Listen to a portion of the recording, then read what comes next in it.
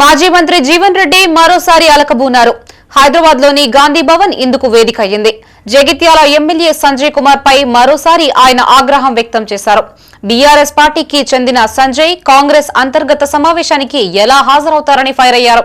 గత కొన్నేళ్లుగా జీవన్ రెడ్డి ఎమ్మెల్యే సంజయ్ పరస్పర ఆరోపణలు చేసుకుంటూ ఆధిపత్య పోరుకు సిద్దమయ్యారు. జగిత్యాల ఎమ్మెల్యే సంజయ్ కుమార్ హైదరాబాద్ లోని గాంధీ భవన్ లో మున్సిపల్ ఎన్నికలపై సన్నాహక సమావేశం నిర్వహించారు. బీఆర్ఎస్ కు చెందిన సంజయ్ ను కాంగ్రెస్ మీటింగుకు ఎలా ఆహ్వానిస్తారని జీవన్ రెడ్డి మండిపడ్డారు. జగిత్యాల ఎమ్మెల్యే సంజయ్ కుమార్ గాంధీ భవన్ కు చేరుకున్న కొద్దిసేపటికే జీవన్ రెడ్డి బయటకు వెళ్లిపోయారు. బీఆర్ఎస్ ఎమ్మెల్యేను గాంధీ భవన్ కి ఎలా పిలుస్తారని ఆయన ప్రశ్నించారు. గాంధీ భవన్ నుండి బాయ్కాట్ చేసి వెళ్లిపోతున్నట్లు తెలిపారు. కాంగ్రెస్ పార్టీ అంతర్గత సమావేశానికి వేరే పార్టీ నేతలు ఎలా వస్తారని ఆగ్రహించారు. అంతర్గత సమస్యలపై చర్చించుకుంటుంటే బీఆర్ఎస్ నేతలు హాజరు అవడం ఏంటని ప్రశ్నించారు. జగిత్యాల ఎమ్మెల్యే అక్రమాలపై పలుమార్లు ఫిర్యాదు చేసినా పట్టించుకోవడం లేదని ఆరోపించారు. Congress party internal meeting. This is Congress party internal meeting.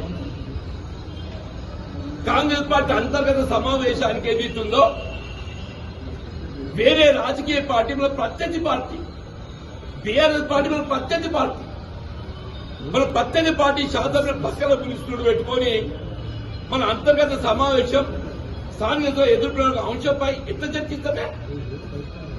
నేను నిన్నయాక మన జగిత్యాలలో ఏదైతుందో అక్కడ శాసనసభ్యులు చేస్తున్న అక్రమాలు, నేను రోడ్డుపై కూర్చొని ఏదైతుందో అన్ని వెలుగెత్తి ఆయన చేస్తున్న దోపిడీ